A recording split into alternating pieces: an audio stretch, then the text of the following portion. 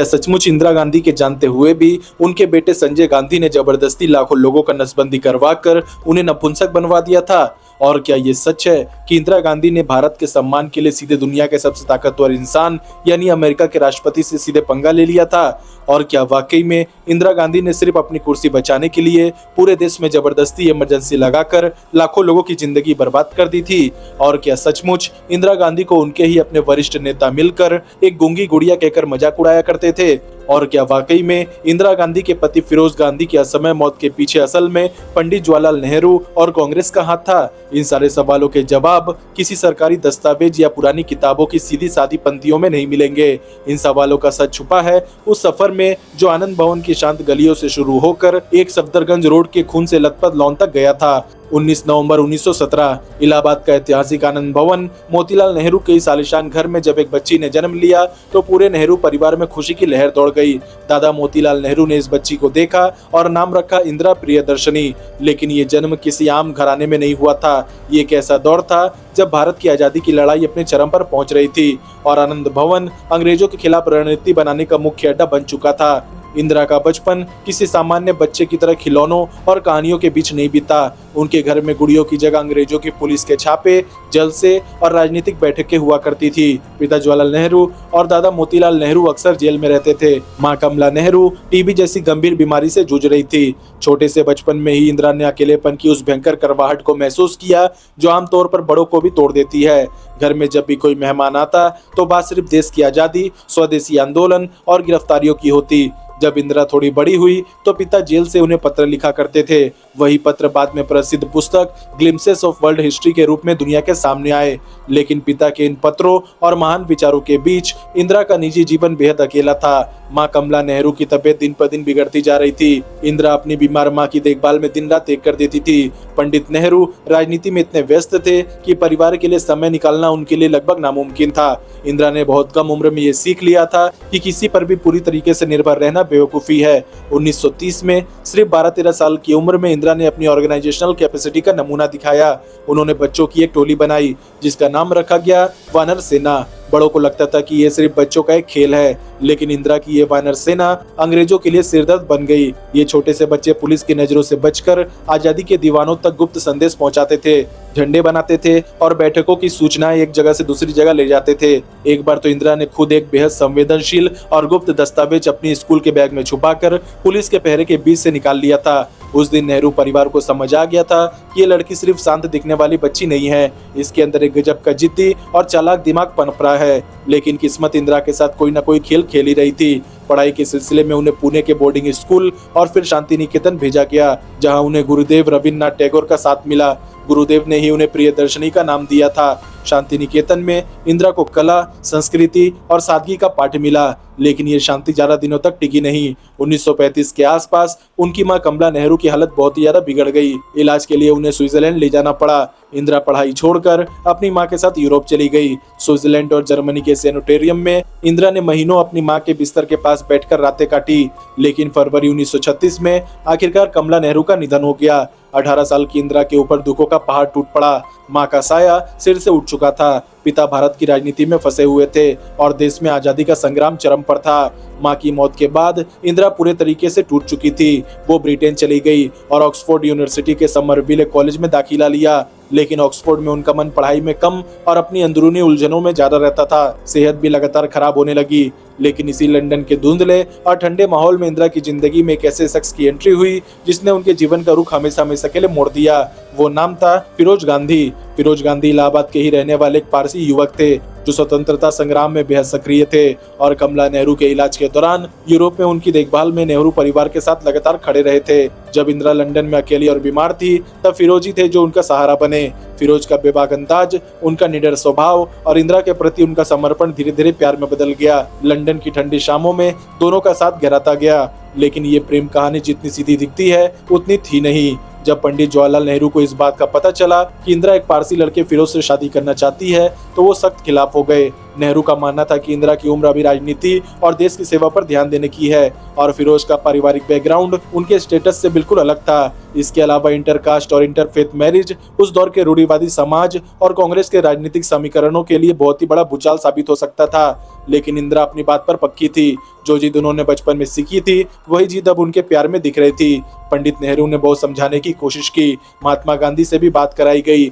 महात्मा गांधी ने जब देखा कि इंदिरा किसी भी कीमत पर पीछे हटने को तैयार नहीं है तो उन्होंने शादी का समर्थन किया और सार्वजनिक रूप से इस रिश्ते को अपना आशीर्वाद दिया। कहा जाता है कि गांधी जी ने ही फिरोज को अपना सरनेम गांधी इस्तेमाल करने की छूट दी, जिसके बाद पारसी फिरोज गांधी के नाम से जाने लगे।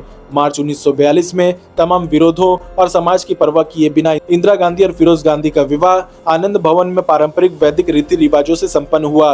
ये इंदिरा की जिंदगी की पहली बड़ी व्यक्तिगत जीत थी। उन्होंने साबित कर दिया था कि जब वो कोई फैसला कर लेती है तो अपने पिता नेहरू की भी नहीं सुनती। शादी के तुरंत बाद देश में भारत छोड़ो आंदोलन की ज्वाला भड़क उठी। अगस्त 1942 में महात्मा गांधी, जवाहरलाल नेहरू और कांग्रेस के तमाम बड़े नेताओं को गिरफ्तार करके जेल में डाल दिया गया।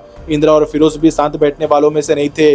दोनों सड़कों पर उतर आए। सितंबर 1942 में इंदिरा गांधी को इलाहाबाद में एक जनसभा को संबोधित करते वक्त ब्रिटिश पुलिस ने गिरफ्तार कर लिया। 24-25 साल की एक युवा महिला को नैनी सेंट्रल जेल की सलाखों के पीछे फेंक दिया गया। लगभग 9 महीने तक इंदिरा जेल में रही, जहां अस्वच्छ माहौल, खराब खाना और बीमारी ने उनकी सेहत को पूरी तरीके से तोड़ दिया। लेकिन जेल की इस सजा ने इंदिरा के राजनीतिक आत्मविश्वास को फौलाद बना दिया। अब वो सिर्फ नेहरू की बेटी नहीं थी, वो खुद अपनी मेहनत से तपी हुई एक स्वतंत्रता सेनानी बन चुकी थी।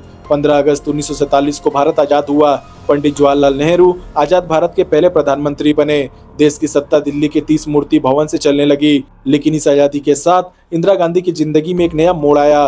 पंडित नेहरू विधुर थे। उनकी पत्नी कमला नेहरू का देहांत हो चुका था। देश विदेश से आने वाले राष्ट्राध्यक्षों की अगवानी करना, बड़े बड़े सरकारी आयोजकों को संभालना और प्रधानमंत्री के निजी जीवन की देखभाल करने के लिए किसी भरोसेमंद इंसान की जरूरत थी। नेहरू ने अपनी बेटी इंदिरा की तरफ देखा। इंदिरा के सामने 2 रास्ते थे, या तो वो लखनऊ जाकर अपने पति फिरोज गांधी के साथ एक साधारण हाउसवाइफ की जिंदगी बिताए, या फिर दिल्ली आकर अपने पिता की ऑफिशियल हॉस्टेस और अनऑफिशियल सलाहकार बने। इंदिरा गांधी ने दिल्ली को चुना। यहीं से इंदिरा गांधी और फिरोज गांधी के वैवाहिक जीवन में दरारें पड़नी शुरू हो गई। फिरोज गांधी एक बेहद ही स्वाभिमानी, स्वतंत्र विचारों वाले पत्रकार और राजनेता थे।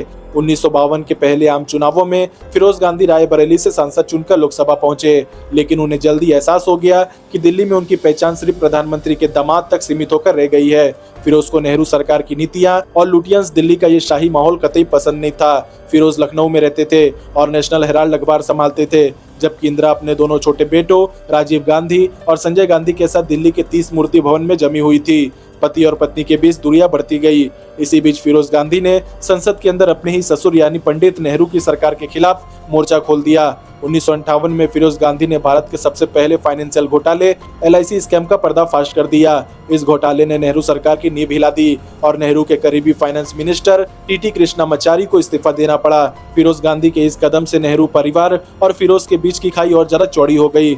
इंदिरा अपने पिता की साख पर हुए इस हमले से बेहद दुखी हुई। उनके लिए परिवार की वफादारी सबसे ऊपर थी और फिरोज का ये कदम उनके लिए एक तरह का राजनीतिक धोखा था। हालांकि इस तनावपूर्ण पारिवारिक माहौल के बीच इंदिरा गांधी का अपना राजनीतिक करियर चुपचाप आकार ले रहा था। भले ही वो पर्दे के पीछे रहकर नेहरू के मेहमानों की खातिरदारी करती दिखती थी, लेकिन उनकी नजरें कांग्रेस पार्टी के हर एक समीकरण पर टिकी हुई थी। वो समझ रही थी कि सत्ता कैसे काम करती है, कौन सा नेता वफादार है और कौन आस्तीन का सांप। 1959 में वो पल आया जिसने भारत के राजनीतिक पंडितों को हिलाकर रख दिया। 42 साल की इंदिरा गांधी को भारतीय राष्ट्रीय कांग्रेस का अध्यक्ष चुन लिया गया। जो लोग सोच रहे थे कि नेहरू अपनी बेटी को सिर्फ घर संभालने के लिए दिल्ली लाए हैं, उनके कान खड़े हो गए। कांग्रेस अध्यक्ष बनते ही इंदिरा गांधी ने अपना पहला बड़ा और विवादित राजनीतिक फैसला लिया। केरल में 1957 में EMS नंदुरिपाद के नेतृत्व में दुनिया की पहली लोकतांत्रिक रूप से चुनी गई कम्युनिस्ट सरकार बनी थी। नेहरू इस सरकार को बर्खास्त करने के पक्ष में नहीं थे, क्योंकि वो लोकतांत्रिक परंपराओं का सम्मान करते थे। लेकिन इंदिरा गांधी का मानना था कि कम्युनिस्ट सरकार केरल में कांग्रेस के वजूद को खत्म कर देगी। इंदिरा गांधी ने राष्ट्रपति शासन लगाने के लिए दबाव बनाया और अंततः अनुच्छेद 356 का इस्तेमाल करके केरल की चुनी हुई कम्युनिस्ट सरकार को गिरा दिया। ये इंदिरा गांधी के राजनीतिक करियर का पहला ऐसा फैसला था जिसने दिखा दिया कि सत्ता को बचाने और विरोधियों को कुचलने के लिए वो किसी भी हद तक जा सकती है। लोकतांत्रिक मर्यादाएं उनके लिए सत्ता के खेल से बड़ी नहीं थी। 1960 में इंदिरा की जिंदगी में एक भयंकर व्यक्तिगत ट्रेजेडी आई। सितंबर 1960 में फिरोज गांधी को दिल का दौरा पड़ा। खबर मिलते ही इंदिरा सब कुछ छोड़कर फिरोज के पास पहुंची। वैवाहिक तनाव के बावजूद इंदिरा ने अंतिम क्षणों में फिरोज का साथ नहीं छोड़ा। 8 सितंबर 1960 को सिर्फ 48 साल की उम्र में फिरोज गांधी का निधन हो गया। लेकिन उस समय कई लोगों का मानना था कि इस असमय मौत के पीछे जवाहरलाल नेहरू और कांग्रेस का हाथ था। हालांकि ये बातें कभी साबित नहीं हो पाई। एक तरफ पति को खोने का गम था और दूसरी तरफ छोटे बच्चों की जिम्मेदारी। लेकिन राजनीति में शोक मनाने का वक्त बहुत कम मिलता है। 27 मई 1964 को आजाद भारत के सबसे बड़े स्तंभ पंडित जवाहरलाल नेहरू का भी निधन हो गया। पूरा देश शोक में डूब गया। नेहरू के जाने के बाद सवाल उठा कि भारत का अगला प्रधानमंत्री कौन बनेगा। कांग्रेस के अंदर वरिष्ठ नेताओं का एक बहुत शक्तिशाली गुट था जिसे सिंडिकेट कहा जाता था। इस गुट के मुख्य कर्ताधर्ता थे कांग्रेस अध्यक्ष के कामराज, नीलम संजीव रेड्डी, एस.के. पाटिल और अतुल्य घोष। सिंडिकेट के सामने सबसे बड़े दावेदार थे मोरारजी देसाई, एक बेहद सख्त, अनुशासित और कड़क स्वभाव के नेता। लेकिन सिंडिकेट को डर था कि अगर मोरारजी देसाई को प्रधानमंत्री बना दिया जाए तो वो पार्टी के इन पुराने दिग्गजों की एक भी नहीं सुनेंगे और उन्हें किनारे कर देंगे। इसलिए सिंडिकेट ने मोरारजी को रोकने के लिए लाल बहादुर शास्त्री का नाम आगे बढ़ाया। लाल बहादुर शास्त्री देश के दूसरे प्रधानमंत्री बने। शास्त्री जी ने देश की कमान संभाली और इंदिरा गांधी को अपनी कैबिनेट में सूचना एवं प्रसारण मंत्री का पद दिया। मंत्रालय संभालते ही 1965 में भारत पाकिस्तान का युद्ध छिड़ गया। जब युद्ध चरम पर था तब इंदिरा गांधी ने कुछ ऐसा कदम उठाया जिसने सेना और जनता का दिल जीत लिया। जब पाकिस्तानी सेना कश्मीर के हाजीपीर पास और अखनूर सेक्टर में भयंकर गोलीबारी कर रही थी और सुरक्षा कारणों से नेताओं को श्रीनगर न जाने की सलाह दी जा रही थी, तब इंदिरा गांधी बिना किसी डर के सीधे श्रीनगर के अंग्रेज इलाकों में जा पहुंची। वहां उन्होंने भारतीय सेना के जवानों का हौसला बढ़ाया और ऑल इंडिया रेडियो से देश को संबोधित किया। ये उनके नेतृत्व की क्षमता की पहली ऐसी झलक थी जिसने दिखाया कि संकट के समय उनके अंदर का डर खत्म हो जाता है। लेकिन किस्मत ने भारत के इतिहास को एक बार फिर से अनएक्सपेक्टेड मोड़ पर लाकर खड़ा कर दिया। जनवरी 1966 में ताशकंद में पाकिस्तान के साथ शांति समझौते पर दस्तखत करने के चंद घंटों बाद लाल बहादुर शास्त्री की रहस्यमयी परिस्थितियों में मौत हो गई। देश एक बार फिर से नेतृत्व विहीन हो गया। अब सवाल फिर वही था, भारत का अगला प्रधानमंत्री कौन? मोरारजी देसाई एक बार फिर पूरी ताकत से मैदान में उतर आए। वो खुद को प्रधानमंत्री पद का स्वाभाविक दावेदार मानते थे, लेकिन कांग्रेस सिंडिकेट के मुखिया के कामराज को मोरारजी किसी भी कीमत पर मंजूर नहीं थे। कामराज और उनके सिंडिकेट गुट को एक ऐसे चेहरे की तलाश थी जो जनता के बीच लोकप्रिय हो, नेहरू का नाम जिसके साथ जुड़ा हो, लेकिन जिसे आसानी से अपनी उंगलियों पर नचाया जा सके। सिंडिकेट की नजर इंदिरा गांधी पर जाकर टिक गई। कामराज को लगा कि इंदिरा एक सीधी सादी, अनुभवहीन और शांत महिला है। राजनीति के इन पुराने खिलाड़ियों ने सोचा कि इंदिरा को प्रधानमंत्री की कुर्सी पर बिठाकर असली पावर वो खुद अपने पास रखेंगे। डॉक्टर राम मनोहर लोहिया ने इसी दौरान संसद में इंदिरा गांधी के लिए एक शब्द का इस्तेमाल किया था जो इतिहास में दर्ज हो गया, गूंगी गुड़िया। मोरारजी देसाई ने पीछे हटने से साफ इनकार कर दिया। कांग्रेस के इतिहास में पहली बार प्रधानमंत्री पद के लिए गुप्त मतदान कराया गया। 244 वोटों के मुकाबले 355 वोट हासिल करके इंदिरा गांधी ने मोरारजी देसाई को पटखनी दे दी। 24 जनवरी 1966 इंदिरा गांधी ने भारत की पहली महिला प्रधानमंत्री के रूप में शपथ ली। जब इंदिरा गांधी कुर्सी पर बैठी तो देश की हालत बेहद खस्ता थी। भयंकर सूखा पड़ा हुआ था, अन्न का संकट था, देश भूखमरी के कगार पर था और भारत अमेरिका के PL 480 अनाज समझौते पर निर्भर था। अमेरिका के राष्ट्रपति लिंडन बी जॉनसन भारत को हर महीने मिलने वाले गेहूं के अनाज को रोक रोक कर बेचते थे ताकि भारत पर अपनी नीतियां थोप सके। ये भारत के आत्मसम्मान पर बहुत बड़ा हमला था। सिंडिकेट के नेता सोचते थे कि ये कमजोर महिला उनके इशारों पर दस्तखत करेगी, लेकिन वो ये भूल गए थे कि ये वही लड़की थी जिसने 12 साल की उम्र में वानर सेना बनाई थी और ऑक्सफोर्ड से लेकर नैनी जेल तक संघर्ष को देखा था। इंदिरा गांधी ने खामोशी से अपनी बिसात बनाना शुरू किया। उन्हें एहसास हो गया था कि अगर उन्हें अपनी कुर्सी बचानी है और देश को चलाना है तो सबसे पहले उन पुराने बरगदों को काटना होगा जिन्होंने उन्हें गूंगी गुड़िया समझने की भूल की थी। यहीं से शुरू होता है इंदिरा गांधी का असली आक्रामक और बेरहम रूप, जिसने भारत की राजनीति को हमेशा हमेशा के लिए बदल कर रख दिया। 1967 का आम चुनाव इंदिरा गांधी के लिए पहली बड़ी परीक्षा थी। देश में महंगाई, बेरोजगारी और सूखे से जनता बेहाल थी। चुनाव नतीजों ने कांग्रेस को हिलाकर रख दिया। हालांकि कांग्रेस जैसे तैसे केंद्र में सरकार बनाने में कामयाब रही, लेकिन 8 राज्यों में कांग्रेस की सरकारें गिर गई। संसद में कांग्रेस की सीटें घटकर 283 रह गई।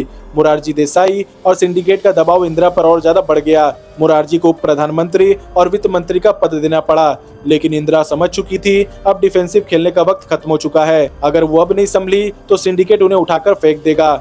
इंदिरा ने एक मास्टर स्ट्रोक खेलने का फैसला किया जिसने भारतीय अर्थव्यवस्था और राजनीति की दिशा पूरे तरीके से बदल दिया। 1969 में बिना अपने वित्त मंत्री मोरारजी देसाई को बताए इंदिरा गांधी ने देश के 14 सबसे बड़े निजी बैंकों का राष्ट्रीयकरण करने का अध्यादेश जारी कर दिया। ये वो बैंक थे जिन पर देश के बड़े बड़े उद्योगपतियों का कब्जा था और आम गरीब किसान को कर्ज नहीं मिलता था। रातों रात बैंकों का राष्ट्रीयकरण करके इंदिरा ने खुद को गरीबों, किसानों और आम जनता के मसीहा के रूप में पेश किया। मोरारजी देसाई को जब इस बात का पता चला तो वो आग बबूला हो गए। इंदिरा ने बिना देर किए मोरारजी से वित्त मंत्रालय वापस ले लिया। अपमानित होकर मोरारजी देसाई ने उप प्रधानमंत्री पद से भी इस्तीफा दे दिया। सिंडिकेट और इंदिरा गांधी के बीच का युद्ध अब खुले मैदान में आ चुका था और इस युद्ध का सबसे बड़ा मैदान बना 1969 का भारत के राष्ट्रपति पद का चुनाव। 1969 में राष्ट्रपति डॉक्टर जाकिर हुसैन के अचानक निधन के बाद नए राष्ट्रपति का चुनाव होना था। सिंडिकेट ने इंदिरा गांधी की मर्जी के खिलाफ जाकर नीलम संजीव रेड्डी को कांग्रेस का आधिकारिक उम्मीदवार घोषित कर दिया। सिंडिकेट का प्लान साफ था, नीलम संजीव रेड्डी को राष्ट्रपति बनाकर भविष्य में इंदिरा गांधी की सरकार को बर्खास्त करवाना। इंदिरा इस चाल को अच्छी तरीके से समझ गई थी। उन्होंने एक ऐसा दांव खेला जिसकी कल्पना सिंडिकेट के बूढ़े नेताओं ने सपने में भी नहीं की थी। इंदिरा ने देश के उपराष्ट्रपति बीवी गिरी को निर्दलीय उम्मीदवार के रूप में राष्ट्रपति चुनाव के मैदान में उतार दिया। फिर आया वो ऐतिहासिक फैसला। इंदिरा गांधी ने अपने ही पार्टी के सांसदों और विधायकों से अपील की कि वो किसी पार्टी लाइन या व्हिप का पालन ना करे, बल्कि अपनी आत्मा की आवाज पर वोट दे। ये सीधे तौर पर अपनी ही पार्टी के खिलाफ विद्रोह था। चुनाव के नतीजे आए तो इतिहास रच गया। निर्दलीय उम्मीदवार बीवी गिरी ने कांग्रेस के आधिकारिक उम्मीदवार नीलम संजीव रेड्डी को हरा दिया। सिंडिकेट सन्न रह गया। कांग्रेस पार्टी के अध्यक्ष के कामराज ने अनुशासनहीनता के आरोप में भारत की प्रधानमंत्री इंदिरा गांधी को ही कांग्रेस पार्टी से निष्कासित कर दिया। 135 साल पुरानी कांग्रेस पार्टी के दो टुकड़े हो गए। एक बनी कांग्रेस ओ यानी सिंडिकेट की पार्टी और दूसरी बनी कांग्रेस आर यानी इंदिरा गांधी की असली पार्टी। इंदिरा गांधी ने साबित कर दिया कि वो सिंडिकेट की कठपुतली नहीं है, बल्कि भारत की राजनीति की असली बॉस है। पार्टी टूटने के बाद इंदिरा गांधी की सरकार संसद में अल्पमत में आ गई, लेकिन इंदिरा घबराई नहीं। उन्होंने वामपंथी दलों और क्षेत्रीय पार्टियों के सहयोग से सरकार चलाई और देश में अपनी पकड़ मजबूत करने के लिए एक के बाद एक लोकप्रिय फैसले लिए। उन्होंने राजा महाराजाओं को मिलने वाले विशेष भत्ते को खत्म करने का बिल पेश किया। हालांकि पहली बार में यह बिल राज्यसभा में एक वोट से गिर गया, लेकिन इंदिरा ने हार नहीं मानी और अध्यादेश लाकर राजाओं के विशेषाधिकार को खत्म कर दिया। इंदिरा गांधी ने अब एक नया नारा दिया। वो कहते हैं, इंदिरा हटाओ, मैं कहती हूँ गरीबी हटाओ। 1971 के लोकसभा चुनाव में इंदिरा गांधी ने समय से पहले चुनाव कराने का जोखिम उठाया। विपक्ष के सारे बड़े दल मोरारजी देसाई, अटल बिहारी वाजपेयी, चरण सिंह और सिंडिकेट के नेता एक साथ मिलकर ग्रैंड अलायंस बनाकर इंदिरा के खिलाफ लड़े। उनका एकमात्र एजेंडा था इंदिरा हटाओ, लेकिन जनता ने विपक्ष के इस एजेंडे को पूरे तरीके से नकार दिया। 1971 के नतीजों ने दुनिया को चौंका दिया। इंदिरा गांधी की कांग्रेस को 352 सीटों के साथ प्रचंड बहुमत मिला। सिंडिकेट का नामो निशान मिट गया। गूंगी गुड़िया का तमगा हमेशा हमेशा के लिए इतिहास के पन्नों में दफन हो चुका था। अब भारत में सिर्फ एक ही नाम गूंज रहा था, इंदिरा गांधी। लेकिन ये तो सिर्फ शुरुआत थी। 1971 का साल इंदिरा गांधी के जीवन का सबसे बड़ा इम्तिहान और उनकी सबसे महान सफलता को लेकर आने वाला था। पड़ोसी देश पाकिस्तान में गृह युद्ध छिड़ गया था।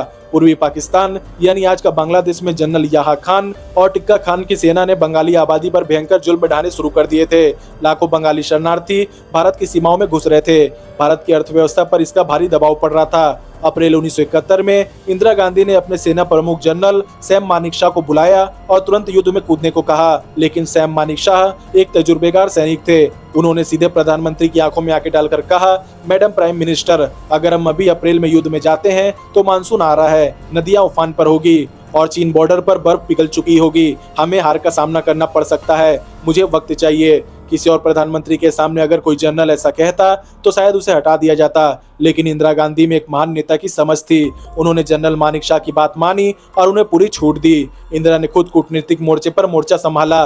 उस दौर में अमेरिका के राष्ट्रपति रिचर्ड निक्सन और उनके राष्ट्रीय सुरक्षा सलाहकार हेनरी किसिंजर खुलेआम पाकिस्तान के साथ खड़े थे। अमेरिका और चीन का गठजोड़ भारत को दबाने की कोशिश कर रहा था। निक्सन इंदिरा गांधी से सख्त नफरत करते थे और उनके लिए बेहद आपत्तिजनक शब्दों का इस्तेमाल करते थे, लेकिन इंदिरा गांधी किसी से डरने वाली नहीं थी। उन्होंने अमेरिका के दबाव को पूरे तरीके से दरकिनार करते हुए अगस्त 1971 में सोवियत संघ के साथ 20 साल की शांति और सहयोग संधि पर हस्ताक्षर कर दिए।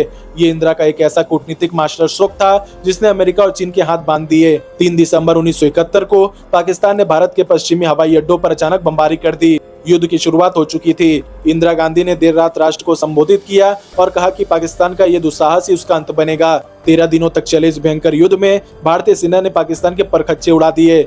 जब अमेरिका ने भारत को डराने के लिए बंगाल की खाड़ी में अपना सबसे खतरनाक परमाणु संचालित 7वां बेड़ा भेजा, तब भी इंदिरा गांधी के चेहरे पर शिकन नहीं आई। सोवियत संघ ने तुरंत अपनी नौसेना की परमाणु पनडुब्बियां अमेरिका के जवाब में बंगाल की खाड़ी में उतार दी। अमेरिका को पीछे हटने पर मजबूर होना पड़ा। 16 दिसंबर 1971 ढाका में पाकिस्तान के 93,000 सैनिकों ने भारतीय सेना के सामने घुटने टेक दिए और आत्मसमर्पण के कागज पर दस्तखत कर दिए। दुनिया के नक्शे पर एक नए देश का जन्म हुआ, बांग्लादेश। द्वितीय विश्व युद्ध के बाद ये दुनिया का सबसे बड़ा सैन्य आत्मसमर्पण था। इंदिरा गांधी ने न सिर्फ पाकिस्तान के 2 टुकड़े कर दिए, बल्कि 1947 के विभाजन के घावों का बदला भी ले लिया। जब इंदिरा गांधी संसद में दाखिल हुई तो पूरा सदन इंदिरा गांधी जिंदाबाद के नारों से गूंज उठा। विपक्षी नेता अटल बिहारी वाजपेयी ने उन्हें दुर्गा की उपाधि दी। इंदिरा अब सिर्फ भारत की प्रधानमंत्री नहीं थी, वो पूरी दुनिया में आयरन लेडी के नाम से जाने जाने लगी। उनका कद इतना ज्यादा बढ़ चुका था कि देश में उनके मुकाबले का कोई दूसरा नेता दूर दूर तक नजर नहीं आता था। 1974 में इंदिरा गांधी ने पोखरण में भारत का पहला सफल परमाणु परीक्षण करके पूरी दुनिया को चौंका दिया। भारत दुनिया की 6ठी परमाणु शक्ति बन गया। पश्चिमी देशों ने भारत पर कड़े प्रतिबंध लगाए, लेकिन इंदिरा गांधी टस से मस नहीं हुई। हर तरफ इंदिरा गांधी का डंका बज रहा था। लेकिन राजनीति का एक कड़वा सच है, सफलता का शिखर जितना ऊंचा होता है, वहां से गिरने का खौफ भी उतना ही ज्यादा होता है। 1971 की उस महाविजय के बाद इंदिरा गांधी का एकाधिकार और उनका अहंकार धीरे धीरे लोकतंत्र पर हावी होने लगा, और यहीं से शुरू हुई उन 3 भयंकर विवादों की, जिसने इंदिरा गांधी को दुर्गा के पद से उठाकर एक तानाशाह और खलनायकी के कटघरे में लाकर खड़ा कर दिया। पहला बड़ा आरोप जिसने इंदिरा गांधी के दामन पर कभी न मिटने वाला दाग लगाया, वो था 1975 की राष्ट्रीय इमरजेंसी का काला दौर और इलाहाबाद हाईकोर्ट के फैसले की धज्जियां उड़ाना। कहानी शुरू होती है 1971 के लोकसभा चुनाव से। रायबरेली सीट से इंदिरा गांधी के खिलाफ संयुक्त सोशलिस्ट पार्टी के नेता राजनारायण चुनाव लड़ रहे थे। राजनारायण एक अक्खड़ और जुझारू नेता थे। जब इंदिरा गांधी भारी अंतर से चुनाव जीती तो राजनारायण ने इस हार को स्वीकार नहीं किया। उन्होंने इलाहाबाद हाई कोर्ट में एक याचिका दायर कर दी। राजनारायण का आरोप था कि इंदिरा गांधी ने चुनाव जीतने के लिए सरकारी तंत्र, सरकारी कर्मचारियों और सरकारी संसाधनों का गलत इस्तेमाल किया है। उन्होंने आरोप लगाया कि इंदिरा गांधी के चुनाव एजेंट यशपाल कपूर एक सरकारी अधिकारी थे, जिन्होंने पद पर रहते हुए इंदिरा गांधी के लिए चुनाव प्रचार किया और उत्तर प्रदेश सरकार के अधिकारियों से मंच बनवाने और बिजली का इंतजाम करवाने में सरकारी पैसे का इस्तेमाल किया गया। 4 साल तक ये केस इलाहाबाद हाई कोर्ट में चलता रहा और फिर आया वो ऐतिहासिक दिन 12 जून 1975। इलाहाबाद हाई कोर्ट के जज जगमोहन लाल सिन्हा ने एक ऐसा फैसला सुनाया जिसने पूरे देश की राजनीति में भूचाल ला दिया। जस्टिस सिन्हा ने भारत की प्रधानमंत्री इंदिरा गांधी को चुनाव में धांधली और भ्रष्टाचार का दोषी पाया। अदालत ने इंदिरा गांधी के 1971 के चुनाव को रद्द कर दिया और उन पर अगले 6 साल तक कोई भी चुनाव लड़ने और राजनीतिक पद संभालने पर रोक लगा दी। ये आजाद भारत के इतिहास का सबसे बड़ा न्यायिक फैसला था। एक चुने हुए प्रधानमंत्री को अदालत ने घर पर बैठने का फरमान सुना दिया था। कानून के मुताबिक इंदिरा गांधी को तुरंत अपने पद से इस्तीफा दे देना चाहिए था, लेकिन इंदिरा गांधी इस्तीफा देने के मूड में बिल्कुल भी नहीं थी। उनके अंदर की वो जिद्दी और सत्ता न छोड़ने वाली भावना जाग उठी। देश भर में विरोध प्रदर्शन शुरू हो गए। गुजरात में नवनिर्माण आंदोलन और बिहार में जयप्रकाश नारायण का संपूर्ण क्रांति आंदोलन पहले से ही देश को हिला रहा था। जेपी ने दिल्ली के रामलीला मैदान में लाखों की भीड़ के सामने सेना, पुलिस और सरकारी कर्मचारियों से अपील कर दी कि वे सरकार के गैर कानूनी आदेशों को मानने से इनकार कर दे। इंदिरा गांधी को लगा कि सत्ता उनके हाथ से फिसल रही है। उनके छोटे बेटे संजय गांधी और उनके करीबी वकीलों ने उन्हें सलाह दी कि इस्तीफा देने की कोई भी जरूरत नहीं है। 25 जून 1975 की खौफनाक रात इंदिरा गांधी ने संविधान के अनुच्छेद 352 का इस्तेमाल करते हुए देश में आंतरिक अशांति के नाम पर राष्ट्रीय आपातकाल की सिफारिश राष्ट्रपति फरुखुद्दीन अली अहमद से करवा ली। आधी रात को राष्ट्रपति ने दस्तखत कर दिए। सुबह होने से पहले ही जब देश सो रहा था, पूरे देश की बिजली काट दी गई ताकि अखबार न छप सके और तड़के सुबह 3 बजे से देश के तमाम बड़े विपक्षी नेताओं को जेल में ठूसना शुरू कर दिया गया। जयप्रकाश नारायण, मोरारजी देसाई, अटल बिहारी वाजपेयी, लालकृष्ण आडवाणी, चरण सिंह, जॉर्ज फर्नांडिस, जो भी इंदिरा गांधी के खिलाफ आवाज उठा सकता था, उसे बिना किसी ट्रायल के सलाखों के पीछे बंद कर दिया गया। 26 जून की सभा ऑल इंडिया रेडियो पर इंदिरा गांधी की ठंडी और सपाट आवाज गूंजी। भाई और बहनों, राष्ट्रपति जी ने आपातकाल की घोषणा की है। इसे आम नागरिकों को घबराने की कोई जरूरत नहीं है, लेकिन ये सिर्फ शुरुआत थी। अगले 21 महीनों तक भारत का लोकतंत्र बंधक बन गया। नागरिकों के मौलिक अधिकार निलंबित कर दिए गए। संविधान के अनुच्छेद 21 यानी जीने के अधिकार को भी खत्म कर दिया गया। संसद को एक कठपुतली बना दिया गया। इंदिरा गांधी ने संविधान में 42वां संशोधन करके अपनी शक्तियों को इतना बढ़ा लिया कि न्यायपालिका भी उनके आगे घुटने टेकने पर मजबूर हो गई। सुप्रीम कोर्ट के सबसे वरिष्ठ जजों को सुपरसीड करके अपने वफादार जज A.N. राय को देश का मुख्य न्यायाधीश बना दिया गया। न्यायपालिका, विधायिका और कार्यपालिका सब कुछ एक ही इंसान के मुट्ठी में था, इंदिरा गांधी। आलोचकों और इतिहासकारों का साफ कहना था कि इंदिरा गांधी ने देश की सुरक्षा के लिए नहीं, बल्कि इलाहाबाद हाई कोर्ट के फैसले से अपने व्यक्तिगत कुर्सी और सत्ता को बचाने के लिए 60 करोड़ लोगों को गुलामी की जंजीरों में जकड़ दिया था। वो लोकतंत्र की रक्षक नहीं, बल्कि एक निरंकुश तानाशाह बन चुकी थी। अभी इमरजेंसी का खौफनाक साया देश पर मंडरा ही रहा था कि इंदिरा गांधी के राज का दूसरा काला अध्याय शुरू हुआ। संजय गांधी का समानांतर शासन और दमनकारी नसबंदी अभियान। संजय गांधी इंदिरा गांधी के छोटे बेटे थे। उनके पास न तो कोई सरकारी पद था, न वो सांसद थे और न ही मंत्री। लेकिन 1975 से 1977 के बीच भारत की हुकूमत असल में एक सफदरगंज रोड के एक कमरे से संजय गांधी चला रहे थे। देश के बड़े बड़े मुख्यमंत्री, कैबिनेट मंत्री और नौकरशाह संजय गांधी के आगे हाथ जोड़कर खड़े रहते थे। इंदिरा गांधी ने अपने बेटे को इतनी छूट दे रखी थी कि संजय गांधी का हर हुक्म देश का कानून बन जाता था। संजय गांधी ने देश को सुधारने के नाम पर अपना 5 सूत्रीय कार्यक्रम शुरू किया, जिसमें सबसे ऊपर था जनसंख्या नियंत्रण यानी नसबंदी। देश भर में नसबंदी के टारगेट तय कर दिए गए। सरकारी कर्मचारियों, शिक्षकों और पुलिस अधिकारियों को फरमान सुना दिया गया कि अगर उन्होंने तय संख्या में लोगों की नसबंदी नहीं कराई तो उनकी तनख्वाह रोक दी जाएगी या उन्हें नौकरी से निकाल दिया जाएगा। इसके बाद जो हुआ उसने क्रूरता की सारी हदें पार कर दी। गाँव और शहरों में पुलिस की गाड़ियां घूमती थी। बस अड्डों, बाजारों और खेतों से आम गरीब लोगों, नवयुवकों और बुजुर्गों को जबरन उठाकर ट्रकों में भरा जाता था और नसबंदी शिविरों में ले जाया जाता था। बिना सफाई, बिना किसी मेडिकल जांच के अनपढ़ और गरीब लोगों के ऑपरेशन कर दिए जाते थे। हजारों लोगों की इन्फेक्शन की वजह से मौत हो गई। अकेले 1976-77 में 80 लाख से ज्यादा लोगों की जबरन नसबंदी कराई गई, जो कि नाजी जर्मनी के दौर की याद दिलाता था। देश के कोने कोने में खौफ का माहौल था। युवा लड़के पुलिस को देखते ही जंगलों में छुप जाते थे। लेकिन इन सब के दौरान इंदिरा गांधी क्या कर रही थी? इंदिरा गांधी को सब पता था। खुफिया एजेंसियों की रिपोर्ट, अंतर्राष्ट्रीय मीडिया के खुलासे और अपने ही कुछ मंत्रियों की चेतावनी के बावजूद इंदिरा गांधी ने अपने बेटे संजय गांधी की इन हैवानियत भरी हरकतों पर पूरे तरीके से आंखें मूंद रखी थी। वो अपने बेटे के प्यार में इस कदर अंधी हो चुकी थी कि उन्होंने देश की जनता के आंसुओं और चीखों को पूरे तरीके से अनसुना कर दिया। विरोधी कहते थे कि इंदिरा गांधी ने भारत को अपनी पारिवारिक जागीर समझ लिया था, जहां मां प्रधानमंत्री थी और बेटा देश का गैरकानूनी बादशाह। दमनकारी आपातकाल, जबरन नसबंदी और क्रूर तानाशाही ने इंदिरा गांधी की छवि को एक बेलगाम और अपने ही लोगों का खून बहाने वाली तानाशाह के रूप में स्थापित कर दिया।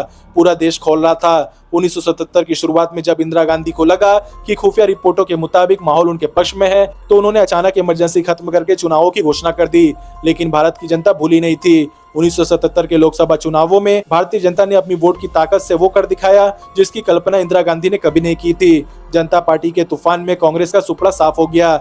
इंदिरा गांधी खुद अपनी पारंपरिक रायबरेली सीट से चुनाव हार गई। संजय गांधी भी अमेठी से बुरी तरह हार गए। उत्तर भारत से कांग्रेस पूरी तरह साफ हो चुकी थी।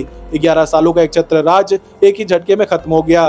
मोरारजी देसाई के नेतृत्व में देश में पहली बार गैर कांग्रेसी सरकार बनी। ऐसा लगा कि इंदिरा गांधी का राजनीतिक करियर हमेशा हमेशा के लिए खत्म हो चुका है। जो महिला कल तक देश की महारानी थी, आज वो अर्श से फर्श पर गिर चुकी थी। जनता पार्टी की नई सरकार ने इंदिरा गांधी को हमेशा के लिए जेल के पीछे सड़ाने का पूरा प्लान तैयार कर लिया था।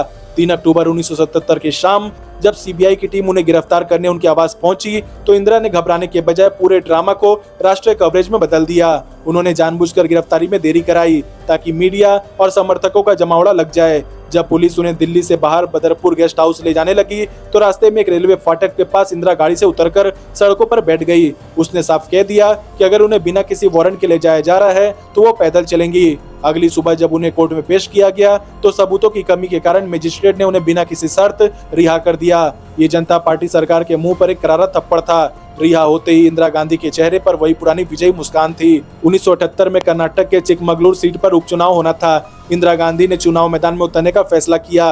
विरोधी दलों ने पूरी ताकत झोंक दी। पूरे देश के बड़े नेता वहां डेरा डाले हुए थे। चिकमगलूर की जनता ने इंदिरा गांधी को भारी मतों से जीतकर संसद भेज दिया। जनता पार्टी सरकार इस जीत से इतनी ज्यादा बौखला गई कि उन्होंने संसद में अपने बहुमत का इस्तेमाल करके इंदिरा की लोकसभा सदस्यता रद्द कर दी और उन्हें फिर से तिहाड़ जेल भेज दिया। लेकिन इंदिरा के लिए तिहाड़ जेल की सलाखें कोई सजा नहीं, बल्कि एक नया राजनीतिक हथियार बन गई। देश भर में प्रदर्शन शुरू हो गए। कांग्रेस कार्यकर्ता सड़कों पर उतर आए।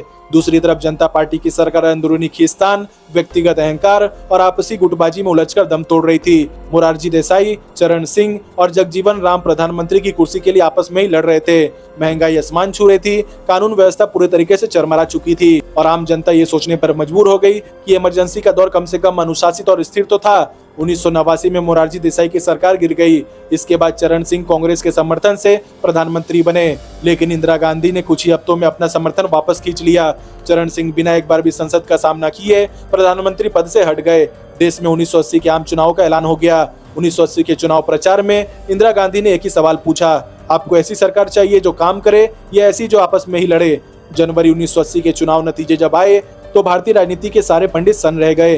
इंदिरा गांधी की कांग्रेस आई ने 353 सीटें जीतकर पूर्ण बहुमत के साथ सत्ता में वापसी की। लेकिन अब सवाल उठता है कि क्या सचमुच इंदिरा गांधी केवल सत्ता की भूखी एक क्रूर तानाशाह थी, या फिर वो एक ऐसी मजबूरी और विकट परिस्थितियों की शिकार थी जहां देश को टूटने से बचाने के लिए कठोरतम फैसले लेना उनकी ऐतिहासिक नियति बन गया था। आइए उन विवादों पर दोबारा गौर करते हैं, लेकिन एक अलग नजरिए से। 1975 में जब इमरजेंसी लगाई गई तो मीडिया ने इसे सिर्फ इलाहाबाद हाईकोर्ट के फैसले और इंदिरा की कुर्सी बचाने के कदम के रूप में दिखाया। लेकिन अगर उस दौर के पूरे टाइमलाइन और अंतर्राष्ट्रीय माहौल को देखें तो देश में आर्थिक मंदी, भयंकर महंगाई और सूखे की स्थिति थी। जयप्रकाश नारायण का आंदोलन निसंदेह लोकप्रिय था, लेकिन रामलीला मैदान से जेपी द्वारा सशस्त्र बलों और पुलिस से सरकार के आदेश न मानने की सार्वजनिक अपील ने संवैधानिक व्यवस्था के सामने सीधा संकट खड़ा कर दिया था।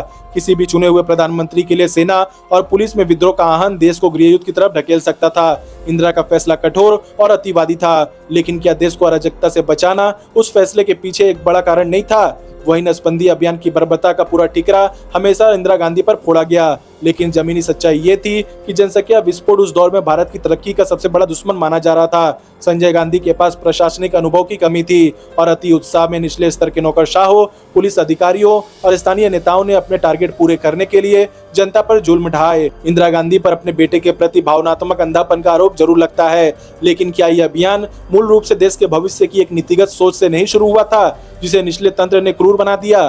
तो दोस्तों, क्या आप इंदिरा गांधी को भारत की सबसे महान प्रधानमंत्री मानते हैं या लोकतंत्र की सबसे बड़ी खलनायिका? अपनी राय कमेंट में जरूर बताएं।